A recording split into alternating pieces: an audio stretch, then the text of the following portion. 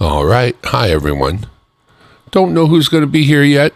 Summertime here at Dimebag Darren World Headquarters, so I'm going shirtless, but I'm going to make sure that the shot doesn't change. All you're going to get is some shoulders, so that's all you get. All right. I've fallen down the rabbit hole. It's partially me, it's partially other people that have helped push me down a rabbit hole. I give some credit to Great Scott. I'll show you why in a little bit, but yeah, we fell down the rabbit hole of watches. Yes, we did. Now, I'm a little bit obsessed when I fall down a rabbit hole, and you may be that way too. I found a few things out at the bottom of the rabbit hole here that I'm going to share with you right away to see what you think, just in case you're interested in a similar thing. And then we're going to see how it all turns out in the end, because we're only about halfway through. Hi, Christopher. Okay, so tell you the story. Back in the day, my dad gave me his watch. It was a Timex. It had 17 jewel movement. It was self-winding, and it was otherwise a very basic, good watch. Well, as a young man, as a kid, I didn't really respect it the way I should have, of course. Not understanding how hard it is to come by things, especially when, your father probably worked damn hard to get that friggin' watch. And I wish I was more understanding as a child at the time. But now that I'm not a child, I think back on that watch, which ended up getting lost or what have you. And I do not have it anymore. Hey, BH. So I thought to myself, well, I would love to get a watch like that. And I started looking into vintage Timex watches, figuring Timex is probably, maybe I'll pay a premium because it's older, but, it shouldn't be too expensive because, it's a Timex. But as I ran into them, different ones available, older ones from the 60s, it looked as though, well, the next thing you're going to want to do is have somebody service that watch right away and repair anything that needs repairing and whatnot. So I thought to myself, well, what's a today watch worth that, would be appropriate somehow? And actually, I didn't want to close that. Hang on a sec.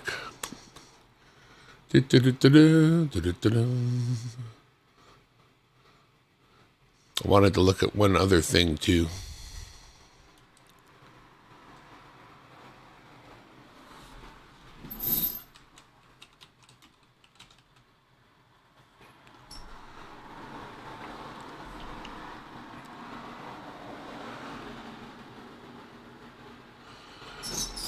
So as I was considering the idea that I would get a couple of vintage watches and have them serviced for my boys, and then give them to them, hopefully that they would remember me at some time in the future, the way I think of my dad, I came across this. And I looked at it and I thought, Seiko, automatic, just like I like, black. I don't know if black is the thing, but it does look nice. And it has the date. And that's what I'm looking for, is the day and the date. Hey, Tom Kingery, thank you for stopping by. Starting a little, a journey. This video is not going to be long. It's just going to establish what we're doing here. And that is, I saw this watch and I thought, 184, that's under 200 Canadian. By the way, Americans are getting cheaper. But I thought, I'm going to get two, one for each boy. I'm going to joke a little bit about it being the zombie apocalypse watch because it's a automatic watch that you wind by wearing. And doesn't need a battery or anything, so when the world ends, the watch still works. I'm just sort of joking around with it, but at the same time, I want to give them something that they may not even understand today, but they may understand it later. I don't know if that makes any sense to you, but so anyway, I thought this is a pretty darn good-looking watch, and $184 I can get two. Except that I started to look into what's inside a watch, the movement, because I was already involved in this channel here, which is this is Watchmaker Wristwatch Revival, Wristwatch Revival. And so what Wristwatch Revival does is, by God, it gets you into the nitty-gritty of watches and you start to enjoy the way they work. Here's a movement there. And he's working on a movement. So then you start to understand a little bit about movements, and you're thinking, well, what kind of movement is in this watch that I'm looking at buying? You know, I'm going to buy a watch. Now I'm going to want to learn a little something about the movement. So I found out that the Seiko I was looking at that has the day and the date, like this one here that I'm looking at on the picture, has the Seiko, what they call it, 4R36 movement. That's an automatic movement used in more than one kind of Seiko watch. But then I found out that it's here in this Seiko automatic that costs $350. It's also the very same movement in this Seiko Prospex men's watch, and this is a $600 watch. And then there's a slightly different version of a similar watch, $600. And then this company here, Hemdlar stainless steel, they even mention the NH36A. Well, what the hell is that? Well, it turns out that Seiko calls it the 4R36 if it goes into their watch. Otherwise, they sell the whole movement to other people who make watches, and it's called the NH36 when sold to another company. So here we have a Hemdlar stainless steel, blah, blah, blah, but inside this is a Seiko R30, 4R36, or an NH36A, as they call it, rightly so here. And so that's all good.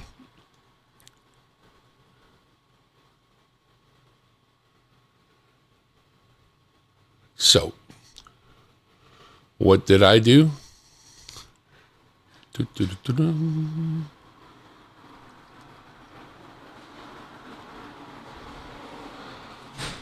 I got a couple of these coming. These are the Invicta, which is a name that is either thought of well or not. I'm not.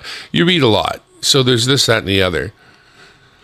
So this one is supposedly has the NH36A. It has the date and day, and that's what specifies the movement that it's going to have. Hang on a sec.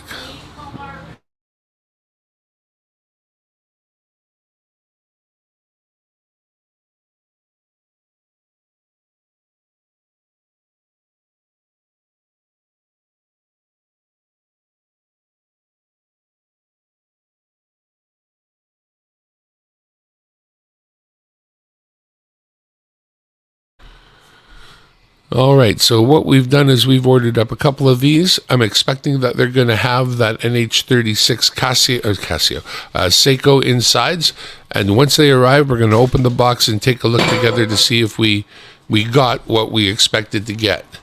Simple as that.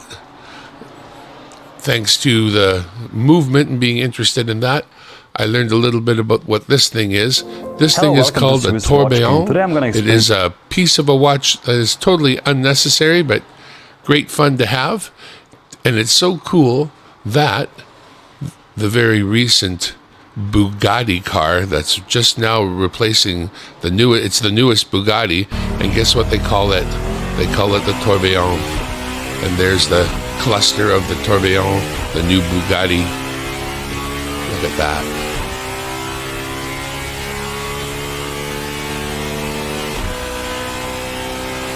Looks like it's quick, don't you think? 450K, 550 kilometers an hour? That's pretty quick. There we go. And I'm gonna go, there's something I need to do, but as soon as we get a view of the vehicle Matteo, here. looks like we've got ourselves a private unveiling here. Shall we? They're gonna pull that sheet off in a sec. Wow.